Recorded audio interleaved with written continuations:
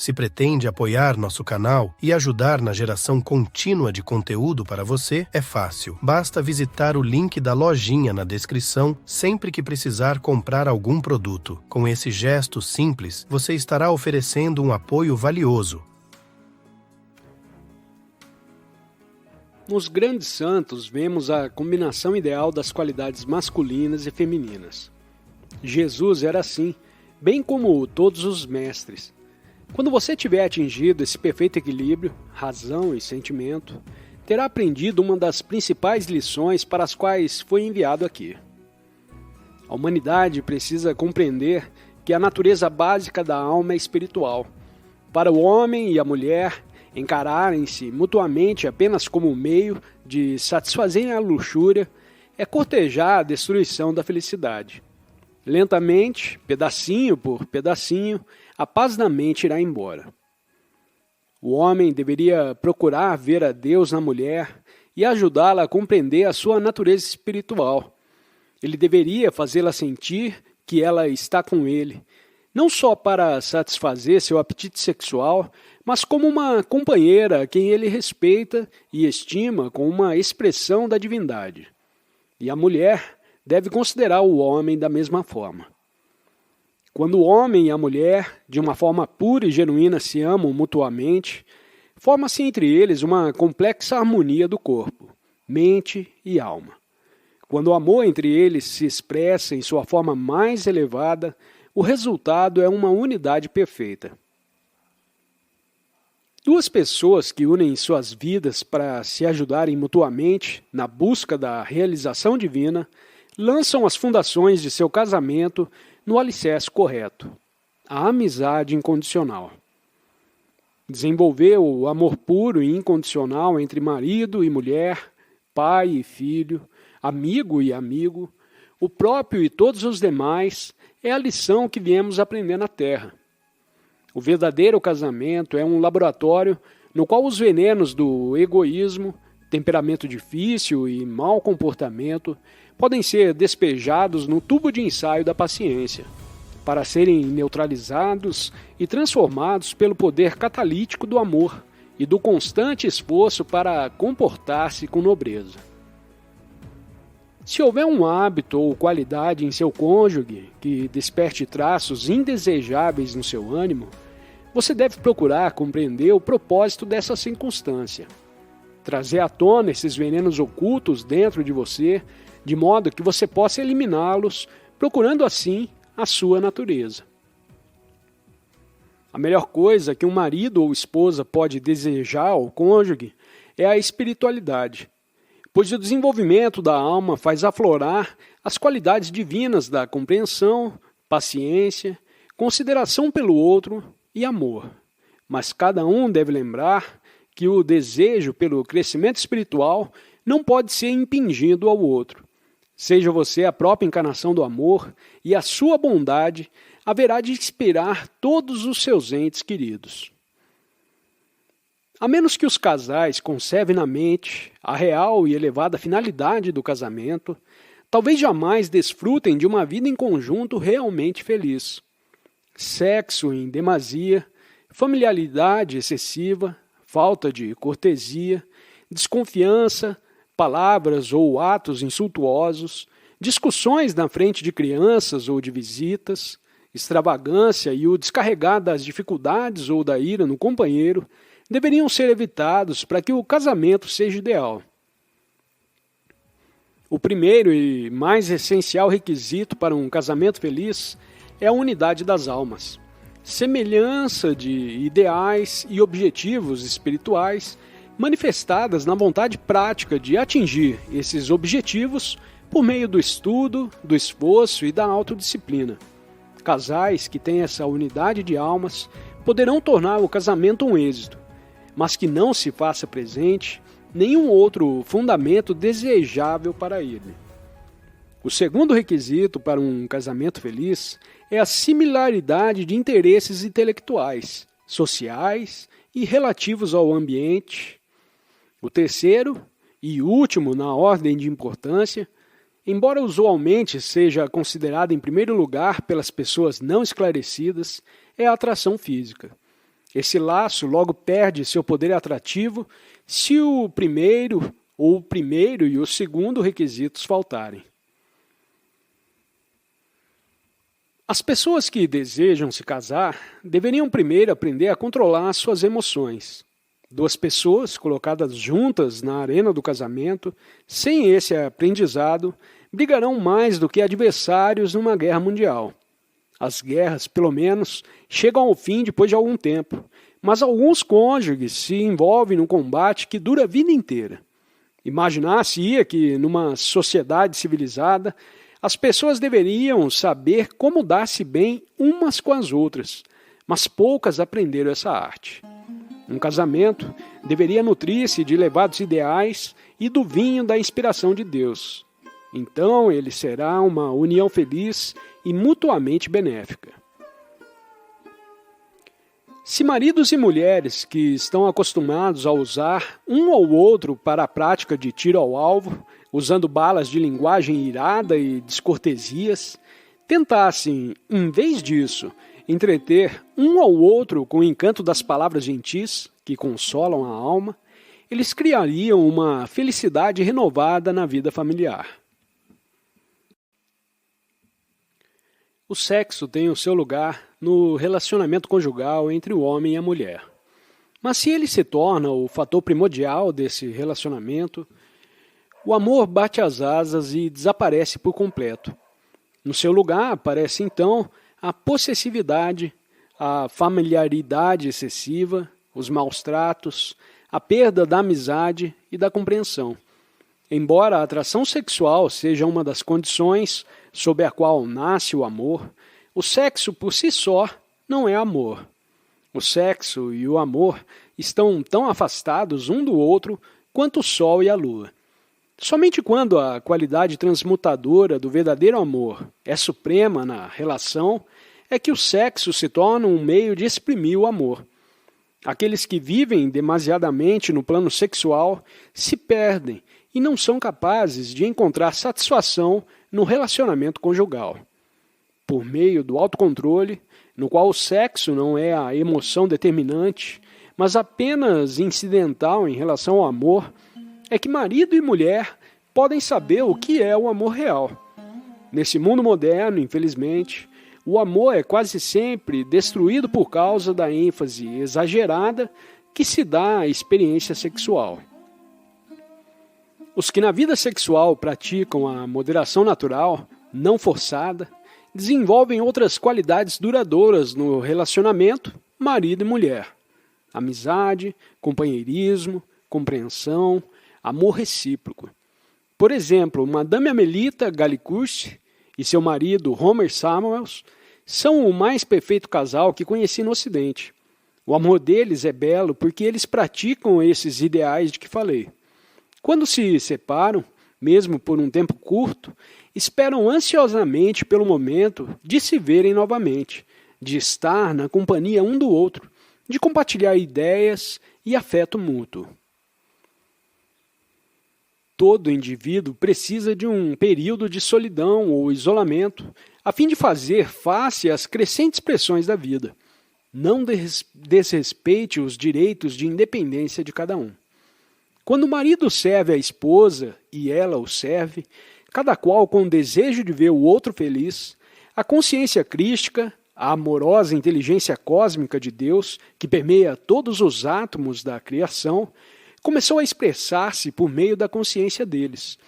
Quando duas pessoas sentem uma atração incondicional uma pela outra e estão prontas para se sacrificarem uma pela outra, estão amando verdadeiramente.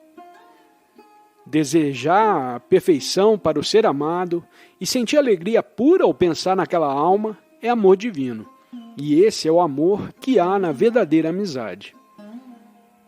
Meditem juntos todas as manhãs e especialmente todas as noites. Tenham um pequeno altar doméstico onde marido, mulher e filhos se reúnam para oferecer devoção profunda a Deus e unir suas almas para sempre na eterna alegria da consciência cósmica. Quanto mais meditarem juntos, mais profundo se tornará o amor de um pelo outro. A amizade é o toque de trombeta de Deus, exortando a alma a destruir as subdivisões da consciência do ego, que a separam de todas as outras almas e de Deus. A amizade é a mais pura forma do amor de Deus, porque nasce do livre-arbítrio do coração e não nos é imposta pelo instinto familiar. Amigos ideais nunca se separam. Nada é capaz de romper seu relacionamento fraternal. O tesouro da amizade é o seu bem mais valioso, porque o acompanha para além dessa vida. Todos os verdadeiros amigos que fez, você os encontrará novamente no lar do Pai, pois o verdadeiro amor jamais se perde. Quando existe a amizade perfeita, ou entre dois corações, ou em um grupo de corações, num relacionamento espiritual, essa amizade aperfeiçoa cada um dos indivíduos. Existe um imã em seu coração que atrairá os verdadeiros amigos. Esse imã é o altruísmo. Pensar nos outros primeiro. Muito poucas pessoas estão livres do egocentrismo. Entretanto, pode-se desenvolver a qualidade do altruísmo muito facilmente, mediante a prática de pensar nos outros primeiro.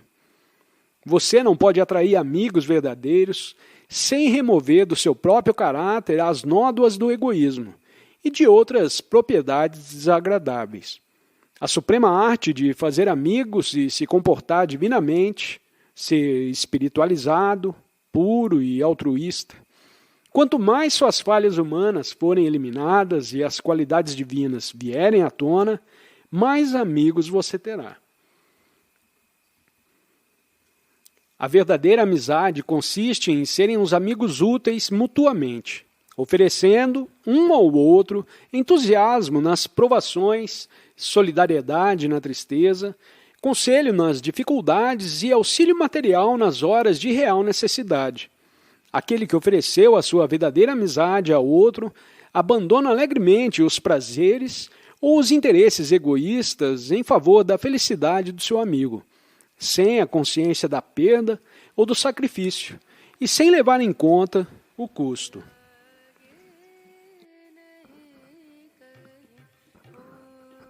A perfeita saúde de Deus permeia os sombrios recantos da minha doença física. Em todas as minhas células brilha a sua luz curativa. Elas estão perfeitamente bem, pois a sua perfeição está nelas. O poder curativo do Espírito está fluindo através de todas as células do meu corpo. Sou feito da única substância universal, a substância de Deus. Tua luta perfeita é onipresente em todas as partes do meu corpo. Onde quer que essa luz curativa se manifeste, existe perfeição. Estou bem, pois a perfeição está em mim. Sou o imutável, sou o infinito. Não sou um pequeno ser mortal, com ossos que quebram, corpo que perece. Eu sou o imortal, imutável e infinito. Ó Mãe Divina, quer eu flutue na superfície da vida presente, quer submerja sob as ondas da morte, estou seguro em teus braços imortais. Os cataclismas que subitamente ocorrem na natureza, provocando destruição e ferimentos nas multidões, não são obras de Deus. Essas catástrofes resultam dos pensamentos e das ações do homem. Onde quer que o equilíbrio vibratório do mundo, entre o bem e o mal, seja perturbado por um acúmulo de vibrações nocivas, resultantes de pensamentos e procedimentos errôneos do homem, ver-se-á destruição. As guerras ocorrem não por uma ação divina fatal, mas pela disseminação do egoísmo material. Elimine-se o egoísmo, individual, industrial, político e nacional, e não haverá mais guerras. As caóticas condições modernas existentes no mundo resultam do padrão de vida afastado dos ideais divinos. Indivíduos e nações podem ser protegidos contra a destruição total se viverem segundo os ideais celestiais da fraternidade, cooperação industrial e intercâmbio internacional de experiências e bens materiais. Acredito que virá uma época em que, por força de uma compreensão superior, não teremos mais fronteiras. Chamaremos a terra de nossa pátria e, graças a meios jurídicos e à integração internacional, distribuiremos altruisticamente os bens do mundo segundo as necessidades das pessoas. A igualdade, porém, não pode ser implantada à força. Ela tem de vir do coração. Temos de começar agora com nós mesmos. Deveríamos tentar ser como os entes divinos que vêm e tornam a vir à Terra para nos mostrar o caminho, amando-nos uns aos outros e mantendo, claro, o nosso discernimento, tal como eles exemplificarem e ensinaram. A paz chegará. Você pode pensar que não há esperança de conquistar o ódio e inspirar a humanidade a seguir os caminhos crísticos do amor. Mas jamais a necessidade foi tão grande quanto agora. Ideologias ateias estão lutando para expulsar a religião. O mundo está marchando rumo a um grande drama existencial. Tentando aplacar as violentas tempestades, parecemos nada mais do que minúsculas formigas nadando no oceano. Mas não subestime o poder que você tem.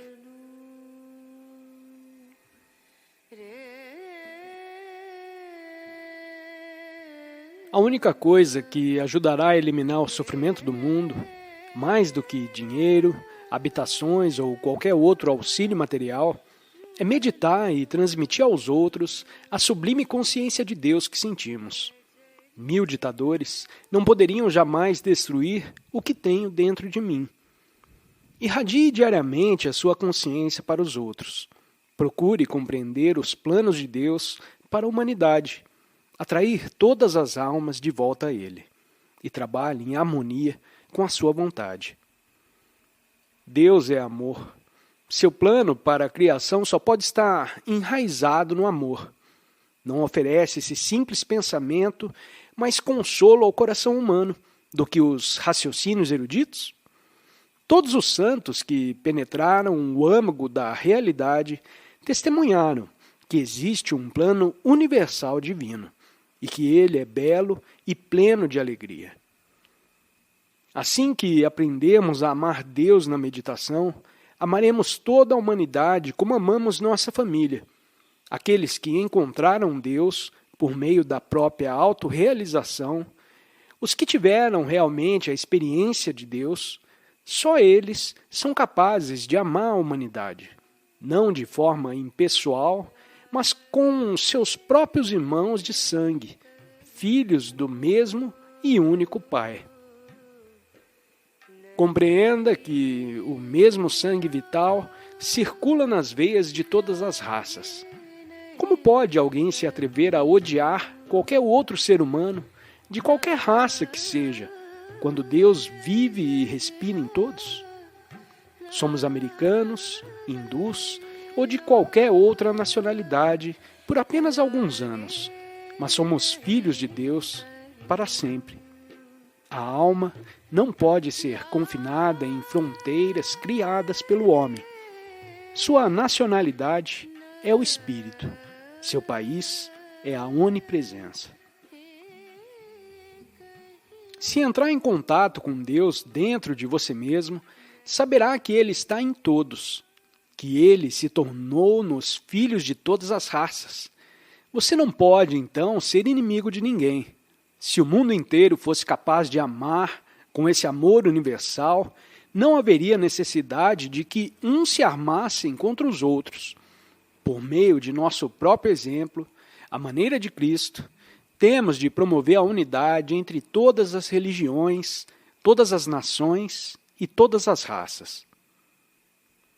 A solidariedade ampla e o discernimento intuitivo, necessários para curar os males terrestres, não podem resultar de mera consideração intelectual da diversidade humana, mas sim do conhecimento da unidade profunda dos homens. seu parentesco com Deus. Para atingir o supremo ideal de paz por meio da fraternidade, possa yoga, a ciência da comunhão pessoal com a divindade, espalhar-se com o tempo entre todos os homens em todas as terras. A sombria marcha dos acontecimentos políticos no mundo apontam para a verdade inexorável de que, sem visão espiritual, os povos perecem. A ciência, se a religião não o fez, despertou na humanidade uma inquietante sensação da insegurança e também da insubstancialidade de todas as coisas materiais. Para onde pode o homem ir agora, com certeza, senão para a sua fonte de origem, o espírito que nele habita? A era atômica verá a mente dos homens tornar-se mais sensata e mais aberta pela verdade. Agora, cientificamente inegável, de que a matéria é, em realidade, uma concentração de energia. A mente humana pode e precisa liberar, dentro de si mesma, energia maiores do que as contidas nas pedras e nos metais, a fim de que o gigante atômico material, recentemente desencadeado, não se volte contra o mundo em insana destruição. Um benefício indireto da preocupação da humanidade com as bombas atômicas pode ser um maior interesse prático pela ciência da yoga, um verdadeiro abrigo à prova de bombas. Nesse mundo sempre haverá convulsões e dificuldades. Por que se preocupar? Dirija-se ao abrigo de Deus, para onde os mestres têm ido e de onde estão observando e auxiliando o mundo. Você terá segurança para sempre, não apenas para você, mas também para todos os entes queridos que foram confiados aos seus cuidados por nosso Senhor e Pai.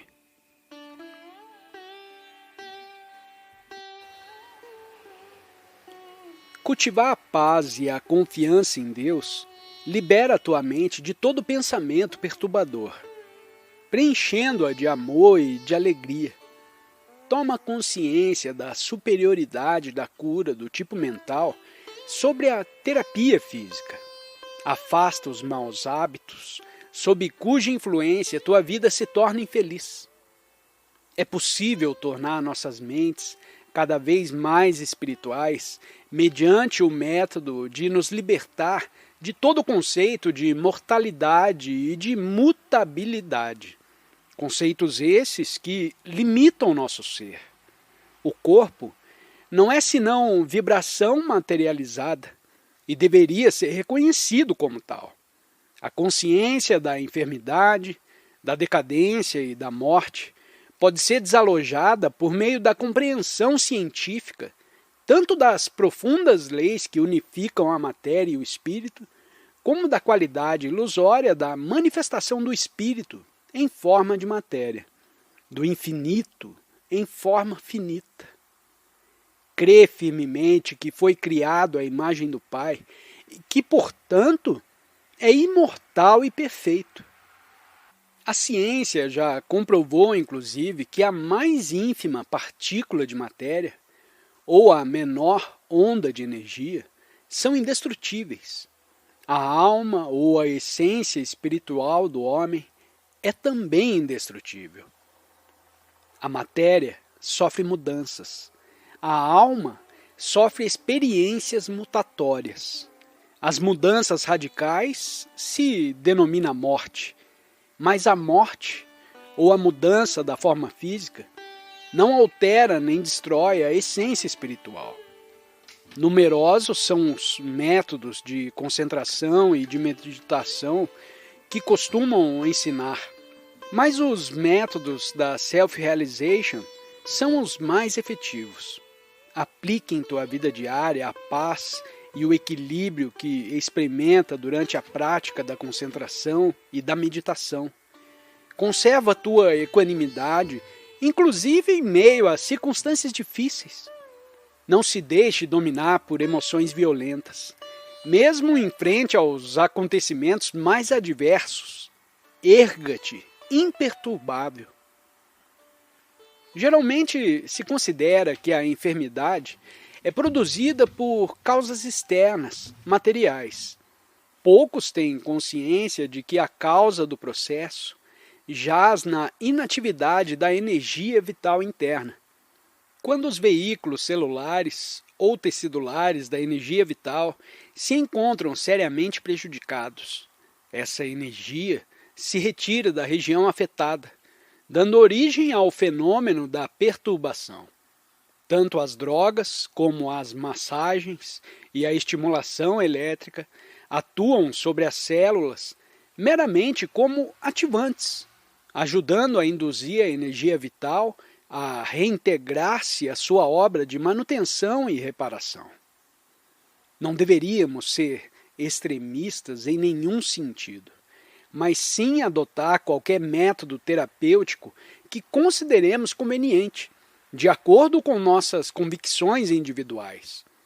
Tanto as drogas como o alimento possuem uma ação química definida sobre o sangue e sobre os tecidos.